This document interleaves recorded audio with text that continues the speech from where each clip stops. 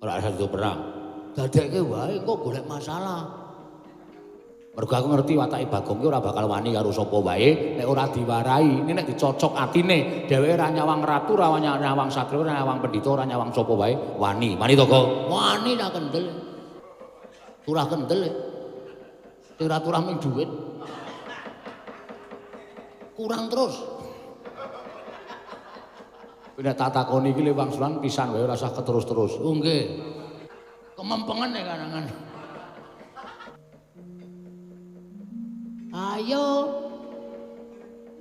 Kepiye kok meng umat-umat kowe? Kok meng ngono ngapa?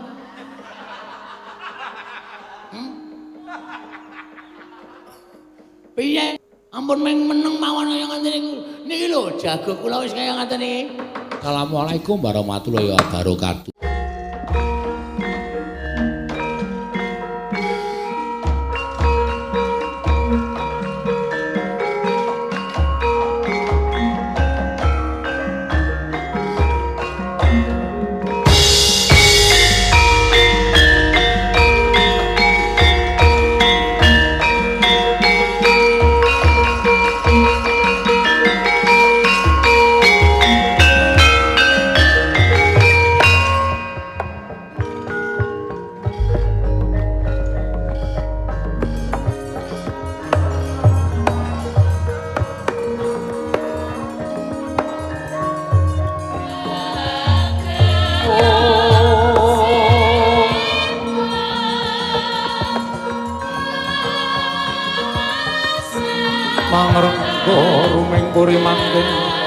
Tanpa siring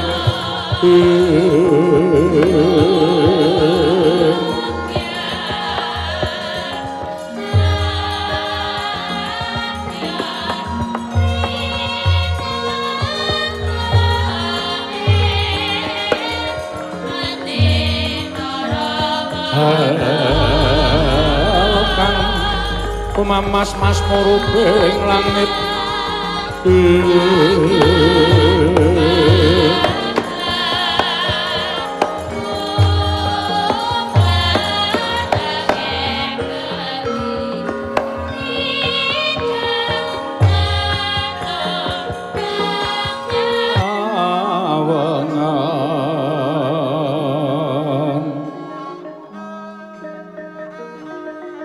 Somo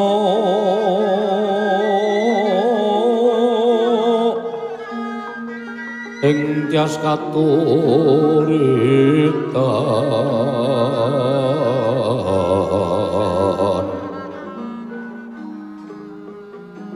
limut kapiataning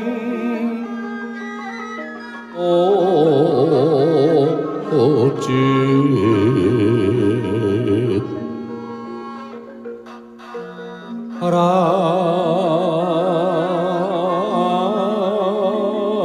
ram remendri ya ma nawo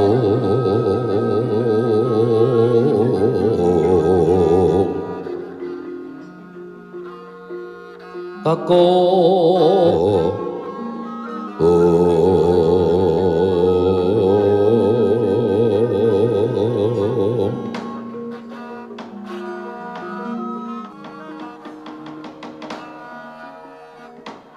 Nyuwun agung mugi ngayomana marang Praja Ngamarta saisinipun Koko Prabu Sarawu Paduka kepareng orayi para ngaturaken pasegan wana krami kunjuk sandhapada paduka Kanjeng Koko Prabu Ndarawati Yayi tansah pinanganing kawidadan niring sambikala sawanipun ing Ngraka Indrawati wonten ing Praja Ngamarta kepareng kula ngaturaken pudya pangastawanipun ing Ngraka kunjuk ngersa paduka Yayi Prabu Kadang kula ing Ngamarta kula pundi cundaka panglingga murda amawahana kabagyaning gesang kula mboten langkung kaskecakno anggen jengandika lenggah Koko Prabu Ndarawati kawula non sampun mboten kirang prayogi biswanipun ing Ngraka Indrawati dinten samangke menika wonten Praja Ngamarta Yayi Kresna kakangku dadan Koko Prabu kula ngaturaken sembah mangabekti kula kunjuk Nekula Sedewa dak tampa pangestunipun Kakang Tampanana Yayi. Nekula Sedewa, non kula pundi nggo jimat? Mugi kasekecap manggen jenengan dika lenggah. Saestu adamel gugup gagap guragapan raosing manahipun ingkang rayi ngamarta. Krana rawuh paduka Kanjeng Kaka Prabu ingkang sengkan-sengkan datanpa pepoyan. Adamel kejut raosing manahipun ingkang rayi ngamarta Kaka Prabu. Menawi kepareng kawedaring kathah tumunten kababarna nanging menawi wadi tumrap ing pura Kadang Sentana monggo kula dherekaken manjing saklebeting kedaton pepanggihan catur netra kelawan ingkang rayi ngamarta Kaka Prabu sesembahan kula jagat wasisane ngubathara wayapura jagat Yayi Estrining wanaswanipun kula Indrawati kala wau namung tetinju dhateng kararjaning kadang-kadang kula para Pandhawa jernyatanipun sampun dados kewajibanipun ing Raka Indrawati kula minangka dados pujangganing para Pandhawa ingkang tansah migatosaken dhateng kawontranipun kadang-kadang kula Pandhawa ing Ngamarta. Namung emanipun sasampunipun ing Raka Indrawati dumugi tapel wates negari Ngamarta. Saengga kula manjing wonten ing Kutagara nggumun raosing manipun ing Raka Indrawati. Krana saking menapa sareng kula tingali kedaton negari Ngamarta ingkang sakalangkung endah menika kala wau persasat kados koncatan yoni. Kados boten wonten sunaripun negari Ngamarta. Mila ingkang saking menika gandeng sak mangke kepasang yuk ya katujuh ing nuswanipun ing Raka Indrawati anyarengi mangsa pasewakan. Malah kula badhe nyuwun priksa. Menapa to ingkang dados sababipun dening mekaten kawontranipun Praja Ngamarta? Koko Yai Prabu. Koko Prabu. Mugi dados ing kaweningan pepanggihanipun para Pandhawa wonten ing Datlaya sakmangke sayekti namung badhe ngrembak babakan inggih menika pamunging para Pandhawa. Tanah sanes kejawi namung Kakang Semar Badranaya ingkang samutan sawetawis wekdal tigang candra dinten sakmangke menika mboten sowan wonten ing Praja Ngamarta. Koko Prabu kuwatos raosing manahipun ingkang rayi Ngamarta menawi ngantos kogel kagelan penggalipun Kyai Semar Badranaya satemas sakmangke amisahaken diri dhateng kaliyan para Pandhawa lajeng kados pundi kawontranipun Pandhawa Koko Prabu. Sidhem jroning pasewakan wadya gong tanpa sabawa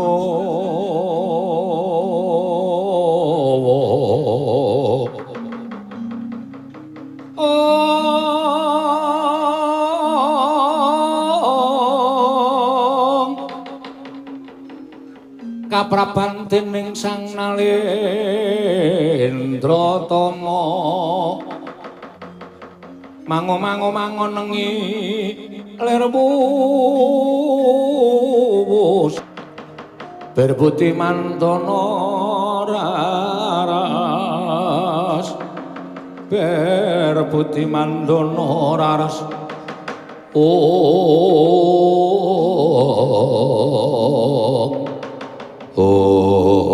sak pandurat kendel madaning Datlaya negari Ngamarta.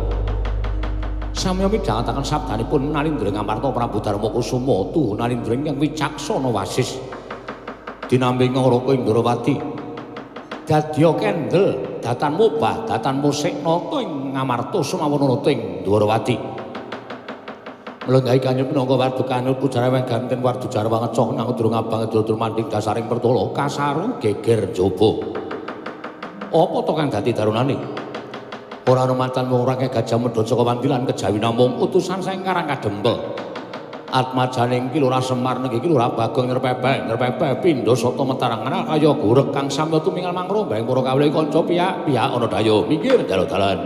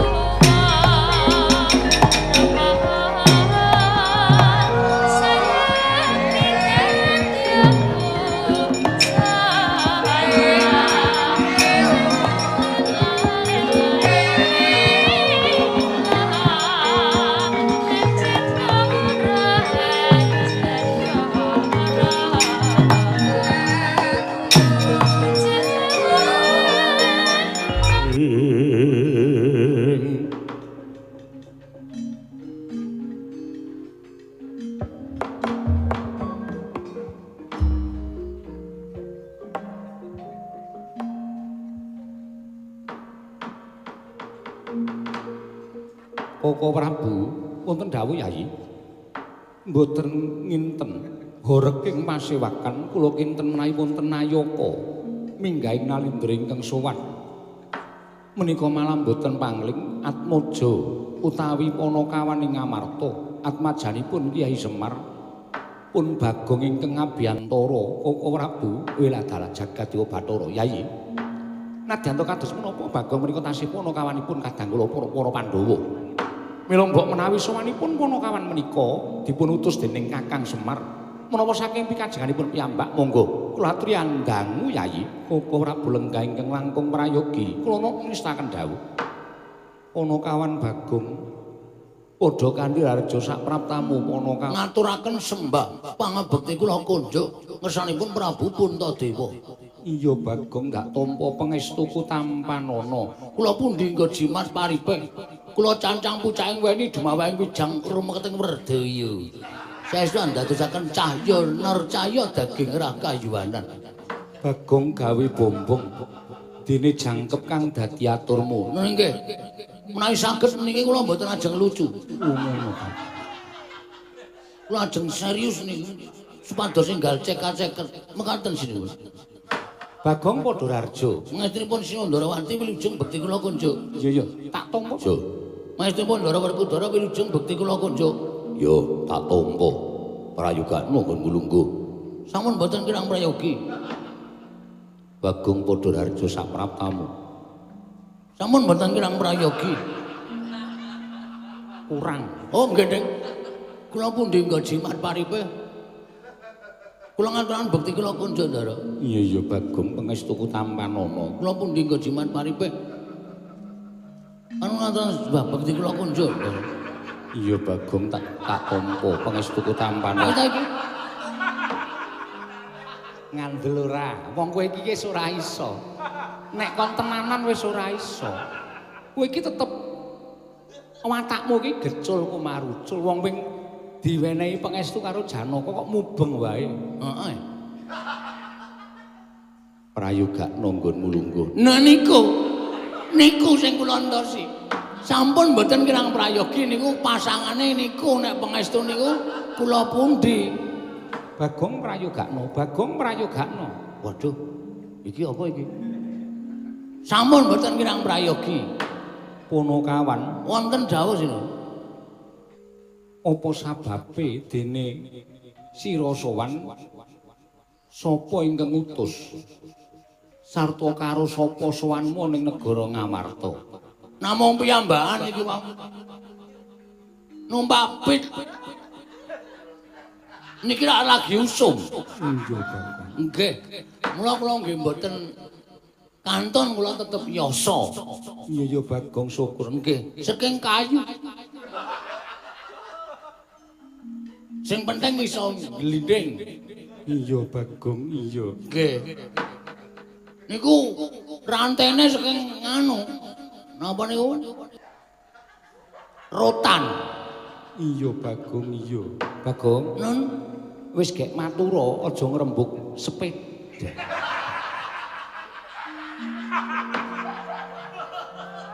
Kresna kakangku. Werkudara piye? Bagong wis arep kepengin dadi wong sing tenanan kuwi malah glecik. Ratu kok ngrembug sepeda. Lah ya ora usah tok baleni kuwi dadak nyebut kuwi apa? Sepeda ya apa tegese? Wis. Asapnya tidak ada. ajur tenan iki. Rusak kan. Uripe kawula iki supaya kepenak, tentrem, ayem, ora kekurangan sandang pangan, aku sing tak gayuh. Mbane men uripe kaya dene mapan ana ing kayangan. Aku ora duwe niat babar sari, Babar pisan. babar pisan. Gamriko, hus, niat babar pisan. Bakal bangun papan sing megah kuwi ora ning bangun morale karo kawula. Mengkono. Nggih, Marta. pancen wis diniati supaya Pandhawa niku goreh penggalihe terus rawuh teng Karang Kadempel nang leti karo bapak. Aning jebulane bapane ana para Pandhawa mboten rawuh-rawuh terus kula sing wigatine apa? Apa pancen njaluk Prabeya? mboten.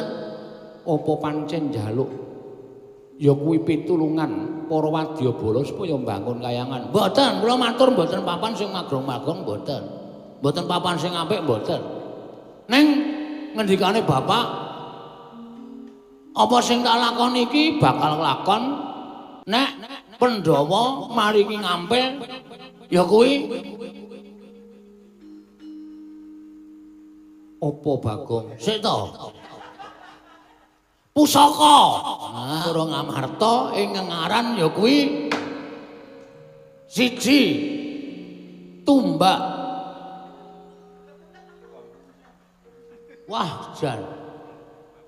Tumbak apa? Aja saka tumbak. Liyane kuwi. Pustaka Damus Miang Jimat Kalimasada. 1. Payung motho piye? Payung tunggul naga. Nah, payung tunggul naga angka 3 tumbak tempe kara ya. Tumbak kara welang. Tumbak kara welang. 3 menika kedah kula suwun ngampil kula suwanaken wonten ing sanipun Bapak. Nek sinuwun Prabu Puntadewa maringaken matur sembah nuwun tanpa pepindhan. Ananging menawi mboten sebabe napa, perkarane napa, dasare napa, kula aturi paring pangandikan sing cetha lan gumathok lan kesababe wing digawe-gawe. Niki kula dipasrahi Purba lan Wasesa.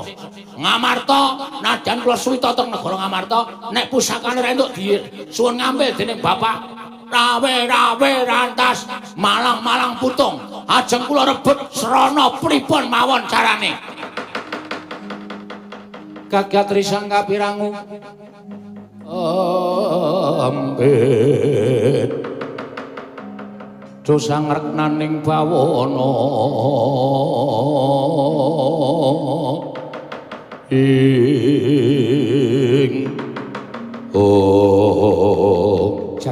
Bagong. Ponakan Bagong. Sinuwun Ndarawati. Iya. Kok jumeneng wonten ngajengan kula? Aku ingin bakal menehi wangsulan kelawan kowe. Babagan perkara Pusaka 3 sing arep suwun ngambil. Ya kuwi jimat Klimasada, tumbak kara welang lan payung tunggul naga. Wis to, aku tak takon karo kowe.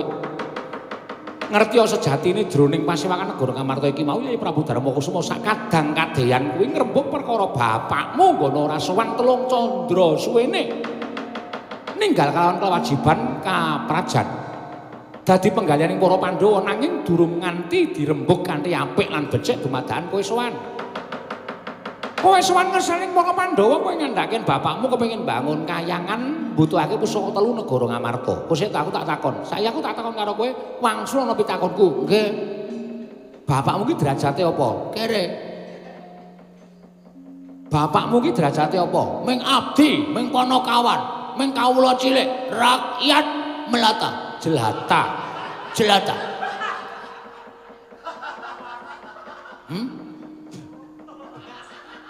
Anggepe bapakmu kuwi sapa?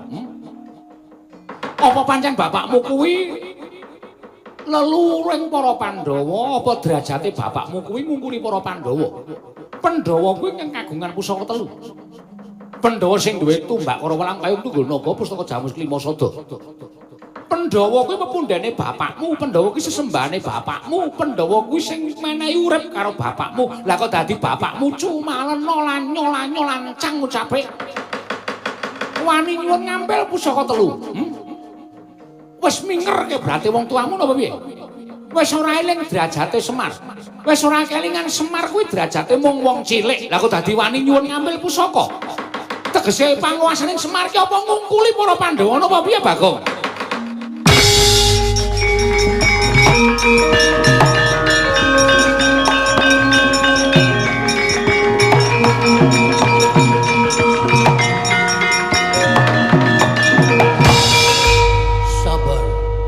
Sabar. Wong sabar kekasihing Gusti. Nek nganti swara iki ora tak wangsuli, kesabar aku tak angkat, tak ampet. Nganti menutup peredaran darahku.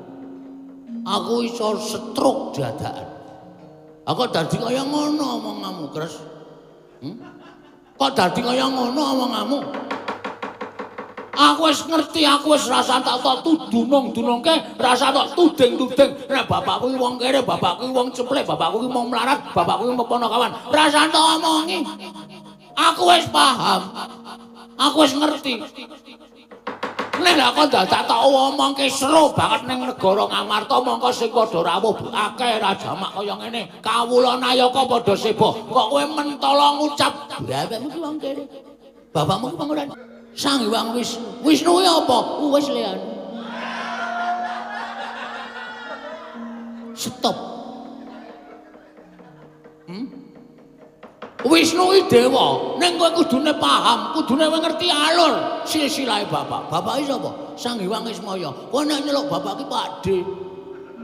Mergo kowe iki anake Bathara Guru. Bathara Guru kuwi adine bapak. Hah? Aku dadi kowe wani nyamah asmane babeku. Wani nyamah asmane Mai. Wong ngarani ora iso.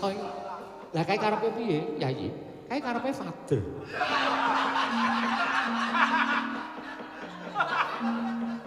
Hah? Oh wani ngece Mai lakerku. Kowe wani karo bapakku wae. Wani karo wong tuaku. Nek pancen jroning pasiku. Ora masalah. Ora masalah. Ning ditenono omonganmu iki tak rekam. Omonganmu ki tak rekam. Ora percaya wae. Mangsane aku ora gablek HP. Aku mlebu kedaton ki HP wis tak rekod. Sak omong-omongane wong-wong ki wis ngono kan. Wisnu kakangku. Bareng tak petung-petung tembungmu mau rada teksura karo Bagong mula ora aneh yen Bagong nesu. Yen nganti Bagong iki mengko wadul karo bapakne. Wah, kriwian dadi grojogan keguyon ngati tangisan.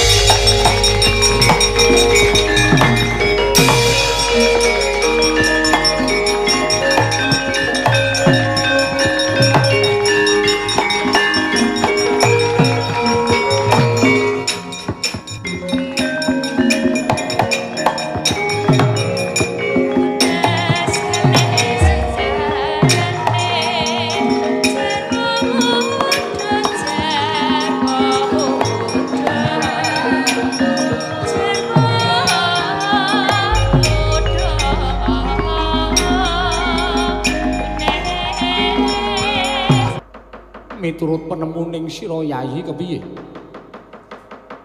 Bagong winadyang wong srogal-srogol, wong sembrono ning duwe pambegan jujur. Bagong ya arep mung ponokawan. Gaweane tumindake sok kewanen karo Bendoro ning aku ngerti watahe Bagong iki wong jujur. Dheweke yen dikongkon ora bakal nambahi, ora bakal ngurangi. Tak kira pancen Semar mbutuhake pusaka 3 pusakaning para Pandhawa. Turta malika Koko Prabu kula nyuwun mahapunten gegayanipun Kakang Semar. Mojo ngeleng Kakang Mas kekalih. Yen to pancen kaya mengkono Yayi. Aku njaluk lawan Dimas Werkudara pisan kang padha bandayuda pun Kakang lawan Yayi Arjuna. Nedya liwat alun-alun pepungkuran sowan marang Karang Kadempel sinambi amundi pusaka katelune. Koko Prabu monggo kula dherekaken. Wah, njaluk pamit.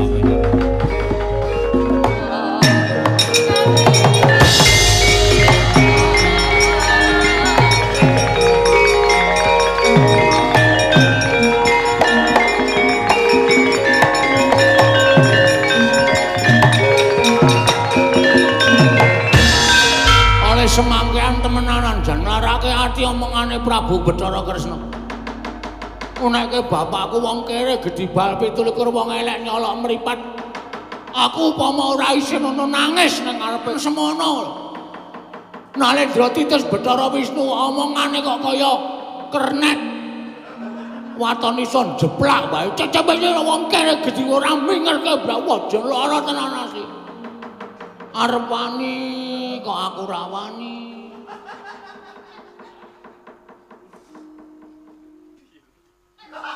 Iki mesarung dilangi tenan to tekeke iki.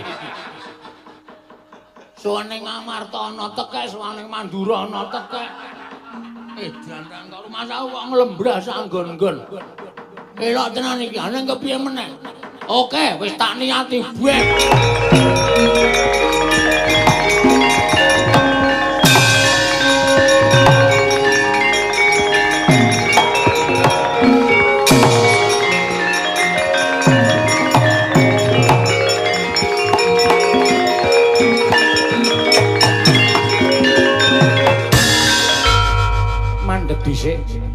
Mandeg dhisik. Ketok, sampean ketok. Sampean mula sinuwun sing jeneng piyai niku nek ngendika sing apik, nek ngendika kuwi aja sok natoni karo sing mangendikani. Tur sampean kudune nyawang. Sing tak jak omong ki sapa? Ngono lho. Kula karo sampean ki tepung wis 40-45 taun lho. Wis suwe lho tepung. Ngibarate saka kuncung nganti gondrong duwe jabang nganti Malang Clapang sampean niku srawung kalih kula lha kok sampean kok mentala ngunekke kula monggo sing mangunekke dudu kula sing mangunekke bapak karo sampean srawunge luwih suwe luwih iso sampean durung dadi Kresna isih wujud Bathara Wisnu niku wis dimong karo bapak. Aku mentala kaya ngono omonganmu. Nglarake ati. Wong kene urip nang alam padang niku pathokane aja jiwit nek ora seneng ditabok, aja nabok. Nek ora seneng dilarani, aja sok nglarani. Niku pathokan dienggo wae uripe tentrem. Sampeyan kok kaya ngono, dindelke, setyaki, dinunun wirang tumandang. Aku wis sing rumah ora ndek derajat pangkat. Kula niku nek omongan wae mesti kula tata kok aja nganti nglarani atine wong kok. Sampeyan Nalendra kok nek ngendika nglarani atine wong. Bagong, bisa dikandhani apa ora? Iki Koko Prabu Ndrawati sesembahanku. Yen kowe ora duwe tata krama, kowe neranyak, kowe bakal tak jembalani. Ngono kae, ngendelke kekasarane juga. Ambaknya. Monggo nek arep tak tucuki monggo. Ngono. Arep tak antemi monggo. Mergo aku ora ndek tata krama karo ratu Gustimu, kowe arep nutuki aku monggo. Ning nuwun sewu, masyarakat sing padha mresani jumlahe 8.300. Streaming sing padha streaming iki padha preso, ngerti ndi sing bener ndi sing luput. Dadi nek kowe njotosi karo aku, wah, bakal disengiti wong sak donya. Tenan kuwi. Setyaki mung waton ngestokke dawuh. Ayo ora ngomong apa kowe? Kalah kowe nek ngomongan karo aku. Aja kok Kresna dukuh kowe gila. Una-una iki legane aku sapenake dhewe ora. Wis Bagong, cukup. Cukup. Cukup apa sesak kok cukup. Engko disekengke. Anggepe apa? Anggepe rumangsane. Saiki kowe bali ora? Kowe bali apa ora? Yen kowe bali, kepenak awakmu yen ora bali, ya wis nuwun sewu yen kepeksa aku mentala karo kowe. Ngandel ora? Kata-katamu mung kaya ngono kuwi. Wong kepengkok ora iso wangsulan ki terus gunakake cara-cara sing kasar, dumen duwe wewenang nggo sewenang-wenang. Duwe panguwasa kinarya gada, terus nggo ngidak-idak karo masyarakat sing cilik kaya ngene kuwi. Hah? Kowe bali apa mbacut? Jelas bali. Nek bali yo. Nek bali yo. Kula ora arepani karo sampean. Kula pancen napa jenenge? Presentasinya berat kepulang. Tegese kula kudu bali. Merga ana omongan sing ngajeng kula omongke teng bapak. Kok pecah siramu. Setyaki.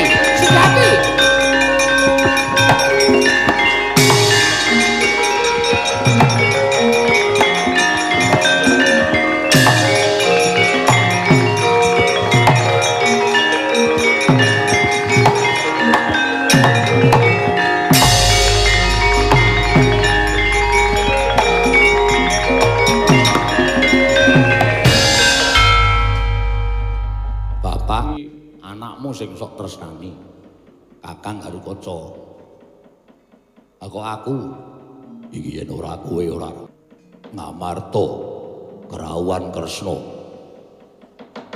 Barep kakangku harep wadul yen to Semar ora sowan 3 sasi. Lah iya aku ya mikir nek kakene Semar kok ora sowan ki sebabe apa? Bagong sowan. Lho. Si Petuk sowan. Yo. Semar arep bangun kayangan jilih pusaka Ngamarta 3. Ya kuwi tumbak para welang payung tunggul naga pustaka Jamus Klimasada ning Kresna kakangku mangsuli malah ngelek-elek karo Semar. Bagong nesu. Apa omongane Kresna arep diwadulke karo Semar? Kresna to. Piye? Kowe ngerti adat saben Kresna kuwi nggawa sapa? Nggawa tukang cuci. Dasmu. Anu nggawa Setyaki ngono kok ora usah kesusu-susu to santai. Wah, gecek dasmu kowe. Ya, Pak, wis kok dawuh.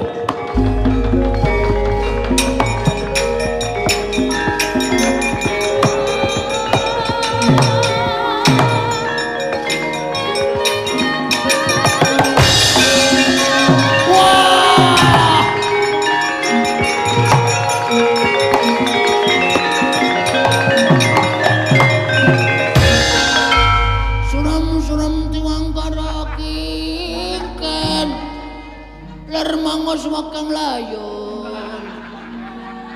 Aduh. Aku iki gumun karo kowe lho, Gong. Lah, lakon apa iki, Pak? Tangi. Tangi. Ya dolesi. Mu tak idak ndasmu kowe. Ora iso perang. Dadekke wae engko golek masalah. Engko nek Ndara Setyaki ya wis biar kula mboten sios nglabrak Bagong, langsung tok gajul wetenge. Diek ngono kudu dadi, ngono kok ora gelut. Moh aku ra wani nek kon marahi ngono kuwi. Wis gek lungguh kene engko tak iwangi. Siap. Ani ngono, lho. Banter banget mlayu bleduke kaya ngono ae. Ya wis mundur kene engko tak kandharane nek tak rembuke apik-apik, nek kira gelem apik-apik, syukur nek ora ya tak tandangane. Heeh. Lah sampeyan sing dawuh sapa? Bapak. Lho. Ndara Werkudara mbelani kula. Nyatane aku didhawuhi karo bapak. Wah, nek ngono apa kekarepane Bapak Semar mesti arep kasembadan ketara Ndara Werkudara. Napa niku ewangi kalih kula amarga nek mboten wonten niku janjane gamelan.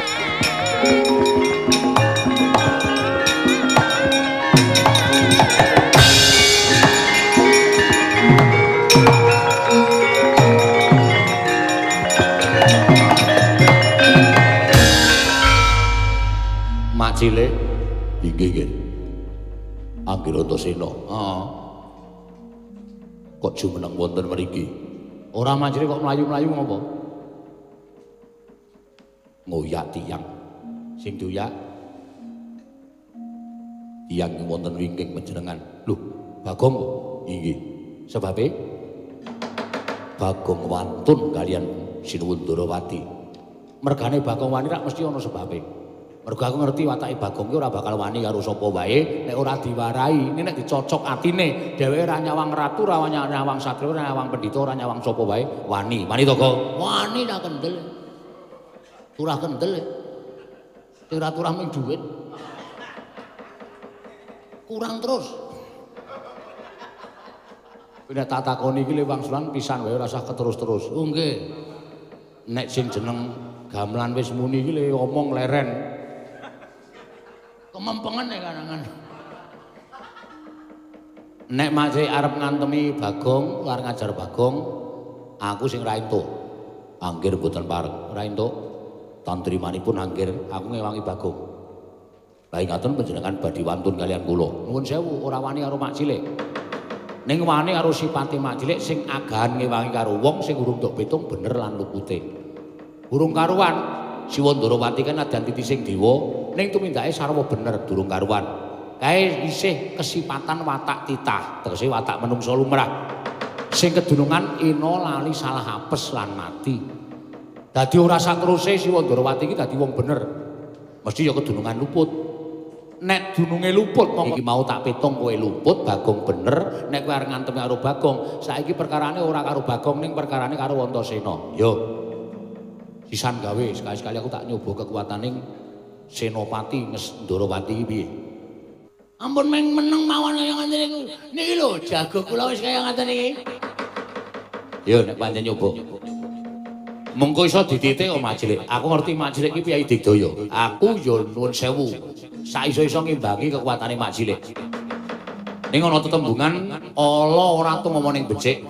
Saampuh-ampuhe wong ku nek mbelani watak ala utawa mbelani watak sing salah mesti kalah.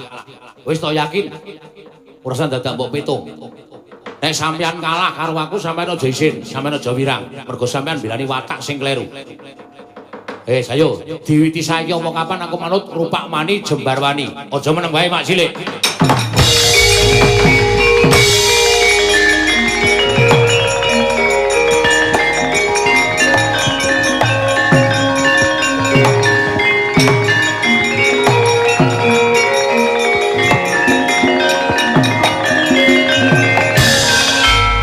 Wah, cah bagus.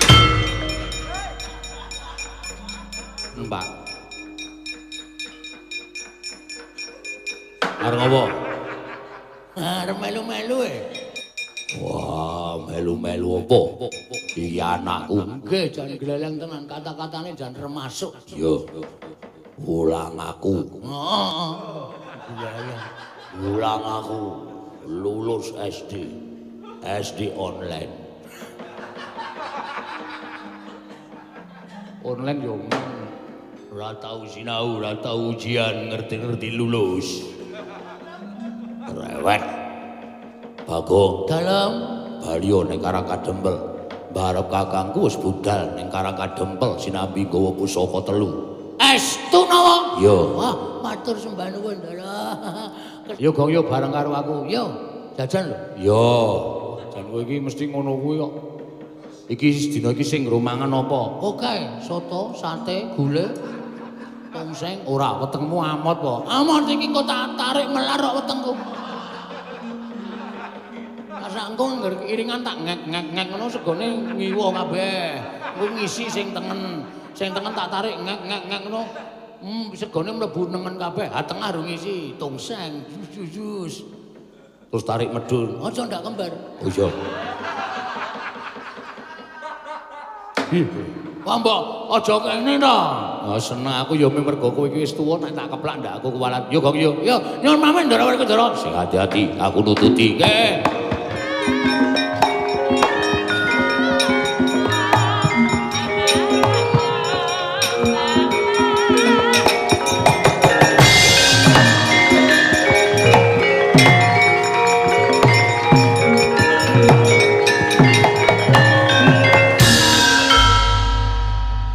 Ora setyake kok bedani perkawis. kowe kok lungguh dhuwur iki kok. Aku ora. Nggih, kula ngertos. Nanging sakedhakan menika kula nyuwun pamunten. Paripaksa kula mboten saged nyembah lan paduka Kanjeng Koko Prabu. Lho kosek. Perkarane apa? Koko Prabu damel perkawis kelan Kakang Semar. Monggo nyatanipun Kakang Semar menika petanganipun sareng kula petang-petang kula gelar kula gulung. Kakang Semar leres panjenengan ingkang lepat. Lho, salahku apa? Pusaka 3 menika mboten kagunganipun Koko Prabu. Ninging menapa paduka ingkang gondheli pusaka 3 Kyai Semar. Kula mboten cocok menawi panjenengan nggadahi sloga ing kados mekaten, nggadahi tumindak ing kados mekaten. Wila dalah. Lah kok dadi kowe malah ngonek-ngonekke aku? Ora Bu, menawi badhe nerasaken lampah kula semanggaken kula wangsul wonten garba ruci.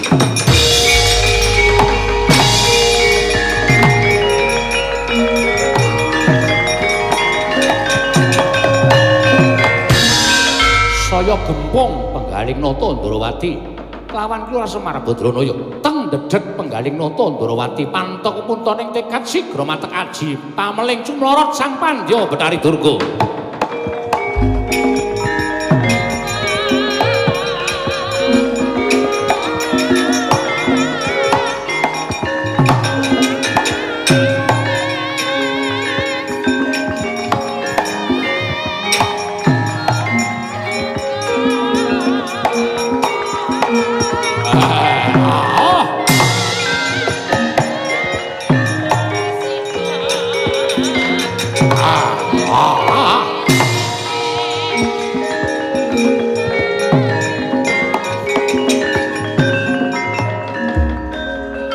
tresna sinayeng manglung mintonaken tiwi ang miteran ing asta aneng asta katopet inggih pukul lah kok dadi kadingaren kowe malah matekaji pameling ngrawuhake kelawan ulun nggih rono apa namung paduka ing saged mbiyantu dhateng pikajenganipun ingkang wayah Indrawati ngengeti Kyai Semar Badrana anggenipun badhe mbangun kayangan Tanwandi namung badhe ngembari dhateng panguwasipun para Jawata. Mila niat kula nedya njugaraken Kakang Semar anggenipun ambangun kayangan. Kula nyuwun sabiyantunipun para Kanjeng Ibu Pandya Betari Durga supados samangke damel srana jugari ambeng le rombak ing segara hangra.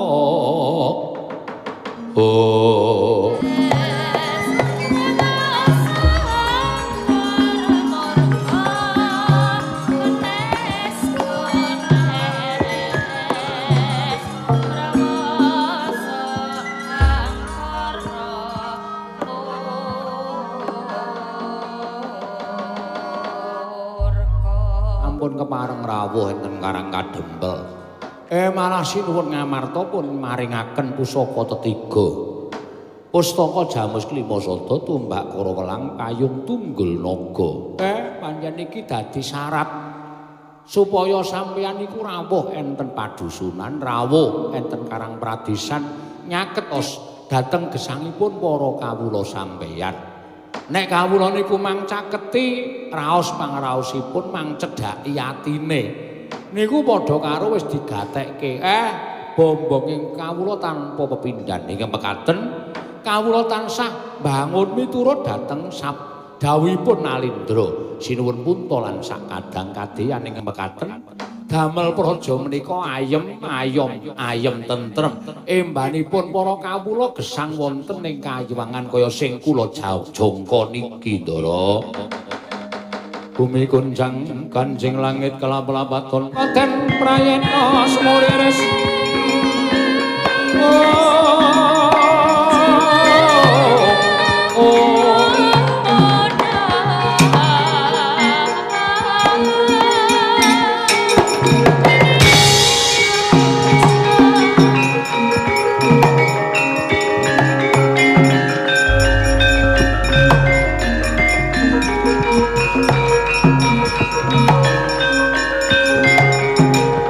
Laruta saking kutha Sanggara kula yen tandulasa Sanggara kula yen tandulasa Ndara Antasena suwene aku jaga ning tapel wates Karang Kadempel dumadakan tanpa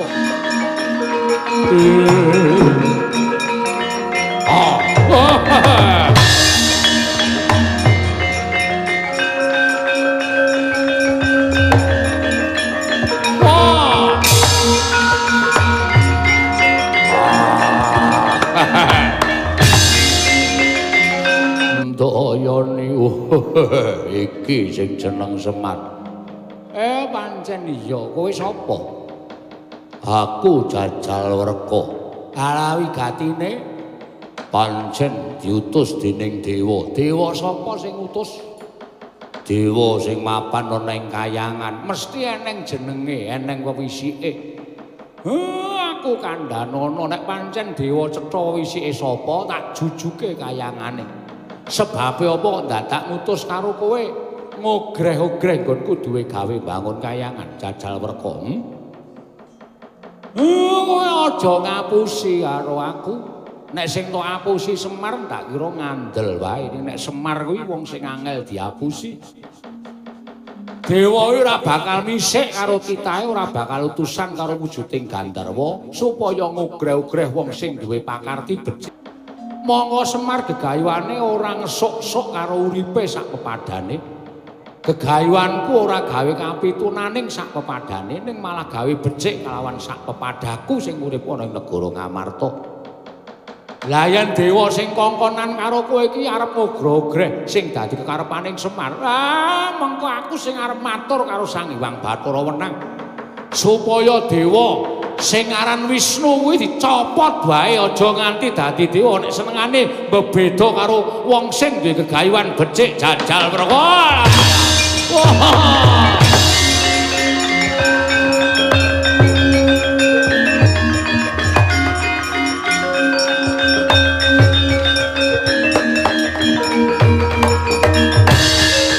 Waduh.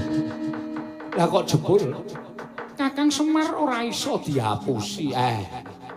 Janjane kula niku iso diapusi gampang. Wong sing kerep ngapusi kula niku malah mung Bagong. Nek wong liya ngapusi kula niku kangelan kan. Iya. Kula ora arep ngesur kelungguhan sampeyan. Mboten ora napa nek kula ajeng ngendih dhateng derajating Nata Ndarawati minangka pujangganing para Pandhawa mboten. Kula mung nindakake kewajiban minangka dadi pamong, kula mung nindakake kewajiban minangka dadi abdi sing kudu nyengkuyung karo bendara kula. Lah nek ngamarta ketok ora tentrem, kula duwe kewajiban nentremke. Merga kula niku abdining para Pandhawa. Ning kula mboten gadahi niat ajeng netepi tetembungan golek pendhok supaya ketok. Mboten. Kula mung abdi ya tetep abdi. Iya, Kakang Semar aku ngerti tuluse atimu. Nggih sampun mboten napa-napa. Dilebur. Rasa sing mboten seneng dilebur, rasa sing meri dilebur, rasa sing panas barang dibuang sing adoh. Sakniki ayem, ayom, tentrem. Manunggal kali ndara-ndara kula Pandhawan.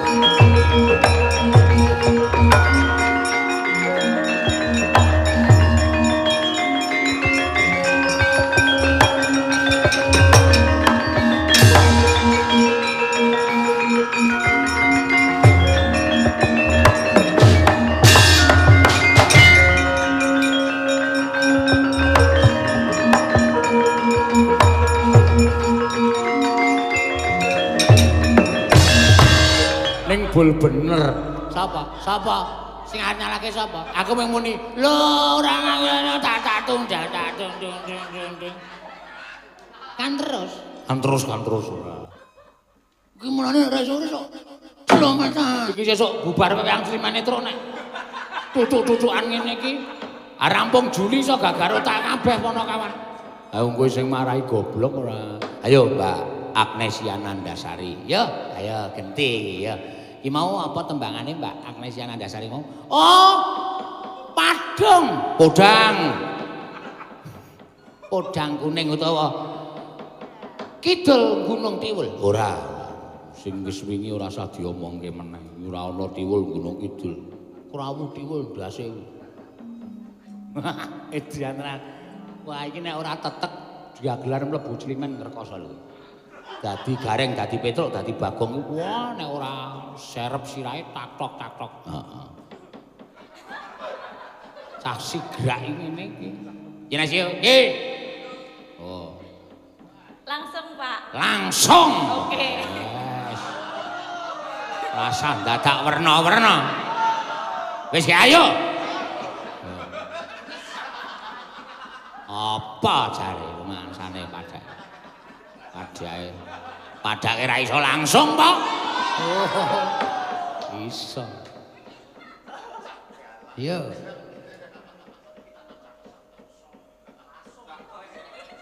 Podang kuning. Heeh. Esuk Awan ning omah wis ora krasan. Keluyuran hang goleki sing tak sayang. Mobeng-mobeng tulung gedeng.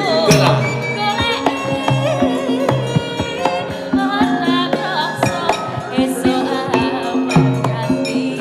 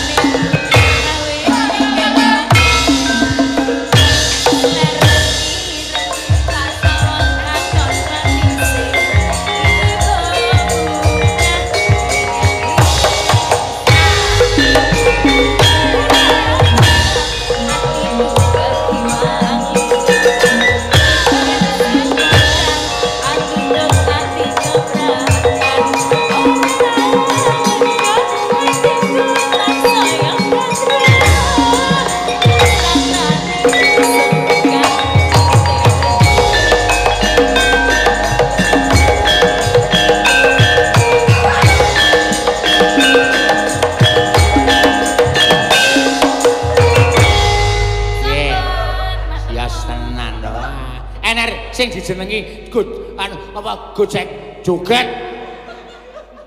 Alon-alon. Jlek. Teklek, teklek. Anek umur tua ra ya mesti tugel boyoke nek joget kaya ngono. Heeh. Ayo, kedung keris, kedung tresna.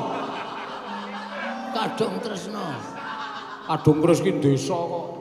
Yo, Mbak Elisa or karo Saraso. Ya sa, kowe dadi sinden tuwa dhewe. Ki boten napa-napa. Dinggo gong. Ayo pinggir dhewe. Anggene Prastiwi kae apa cendi kok tetep pinggir. Kae ningno kekuwunge dhuwur, Gong. Sunare iki dhuwur. Berarti ndase Prastiwi sirahe. Kae sokle jempol kula Saudara. Ayo sa. Heeh. Nggih, niki langsung to nggih. Langsung iki pamundutan saka Pak Toha sing kegano Den Haag. Den Haag. Nggih, mugi-mugi lancar nggih. Herlaks menir. Herlaks menir kok ngerti iki piye artine apa? Herlaks menir ya apa? Apa ya? Artine apa? Aku menggon iklan TV. Aku ya reti tukang parkir yo pinten bahasa Belanda lho.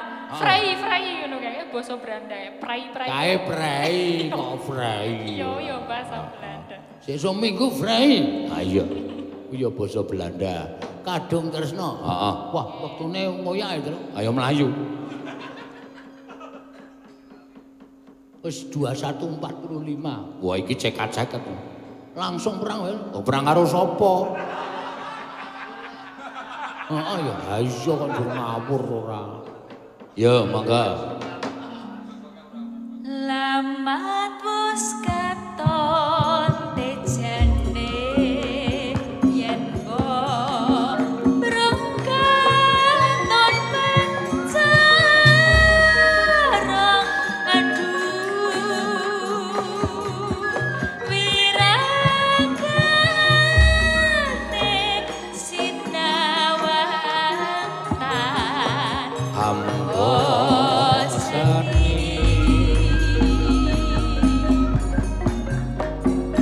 yen besengot timbo katon nyoto jati kobra ati aduh lestari yo tan lilo kisah saremo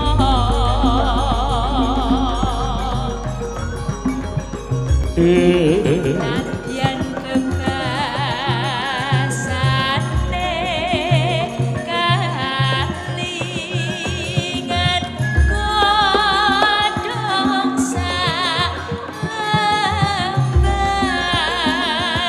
kang Oh, wis koncetan rasa sampeyan iku tulung getang bintang tak bertunda tuh. Mlo. Ya. Enak. Pacane sarwa asri jero batinku tansah pun ing bos Yo, dangdut ke delo terus. Yo, sak ramban wae.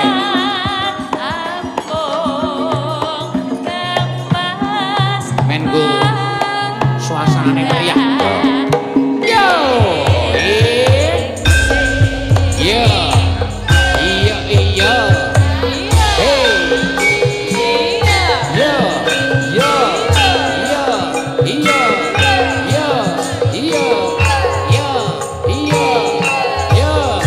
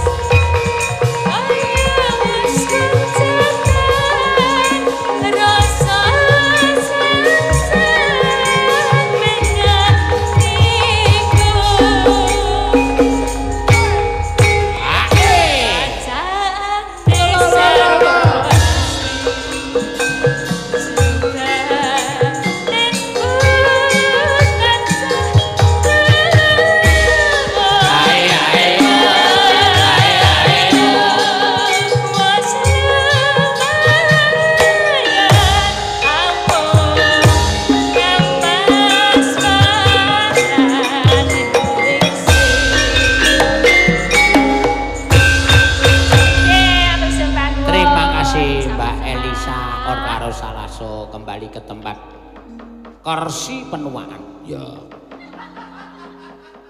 Ayo piye dhuwur dhewe ya ditata saka cendhek rada dhuwur. Heeh. Ya Kang ya kowe kae dikongkon matur apa anane. Ayo aku slametene kowe. Ya ya. Al-Fatihah tujuh Kiseno Nugroho. Bismillahirrahmanirrahim.